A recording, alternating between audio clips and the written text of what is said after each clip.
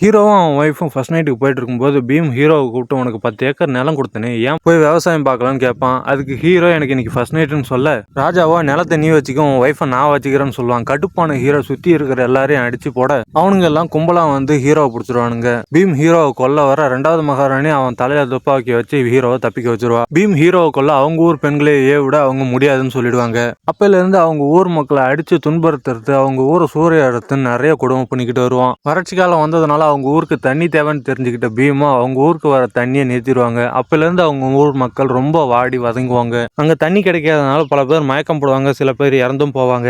இதை பார்த்த hero beam கிட்ட போய் பேசலான்னு போனா அவன் உங்க ஊருக்கு நான் தண்ணி தரேன், அதுக்கு பதிலாக உன் பொண்டாட்டி எனக்கு கொடுத்துருன்னு சொல்லுவான். இதை வந்து ஹீரோயின் கிட்ட சொல்லுவான். அதுக்கு ஹீரோயினும் சரின்னு சொல்ல ஊர் மக்கள் எல்லாரும் கஷ்டப்பட்டு வருத்தத்தோட அனுப்பி வைப்பாங்க. போறதுக்கு முன்னாடி ஹீரோயின் வீட்டுல ஒரு வாய் சாப்பிட்டுட்டு கிளம்பிடுவா. அங்க போய் ஹீரோயினை விட்ட உடனே இங்க தண்ணியே திறந்து விட்டுருவாங்க. பீமும் ஹீரோயினை பெட்ரூம் கூப்பிட்டு போவோம். அதே நேரத்துல இங்க தண்ணி குடிக்க வந்த எல்லாரும் தண்ணி குடிச்சு ஒருத்தர் இறந்துட்டு இருப்பாங்க. இங்க பார்த்தா ஹீரோயினும் இறந்து கிடப்பா. ஏன்னா வீட்டுல சாப்பாடு சாப்பிடும்போது அதுல விஷத்தை கலந்து சாப்பிட்டு வந்திருப்பா. இங்க மகாராணிக்கு பிரசவ வலி வந்து பெண் குழந்தை பிறக்க அந்த குழந்தைய ஹீரோ கையில கொடுத்து இதை நீ தான் வளர்க்கணும், வளர்த்து இந்த கோட்டையை ஆளணும்னு சொல்லிட்டு இறந்துருவாங்க. அங்க போய் பார்த்தா ஹீரோயினும் இறந்துருப்பா. ராஜா தண்ணியில விஷத்தை கலந்ததுனால தான் இவங்க எல்லாம் இறந்துட்டாங்கன்னு தெரிஞ்சுக்கிட்ட ஊர் மக்கள் கடுப்புல கோட்டை சவரெல்லாம் உடைச்சிட்டு உள்ளார வருவாங்க. கடுப்பான ஹீரோவும் ரெண்டாவது மகாராணி வர வழியில இருக்கிற எல்லாரையும் அடிச்சு போட்டு ராஜாவுக்குள்ள போய்கிட்டு இருப்பாங்க. ராஜா வந்த உடனே ஹீரோ அவனை அடிச்சு கட்டியும் போட்டுருவான். ராஜாவோட ஆளுங்க ஹீரோவை வந்து அட்டாக் பண்ண அந்த சமயத்துல ராஜாவை கட்டி வச்சிருந்த கட்டையை ராஜா உடைச்சிட்டு வந்து ஹீரோ கூட சண்டை போட்டு அவரை குத்திடுவாரு. குத்திட்ட பிறகு அவர் சிம்மாசனத்துல திமிரா போய் உட்கார ஹீரோவும் ரெண்டாவது மகாராணியும் சேர்ந்து ராஜாவை கொல்லலாம் போக ராஜா தான் தலையை தானே வெட்டிக்கிட்டு செத்துருவாரு. ஹீரோவும் அதே இடத்துல இறக்க கொஞ்சம் வருஷம் கழிச்சு ராஜாவோட பொண்ணு அந்த நாட்டை ஆள ஆரம்பிச்சிருவா.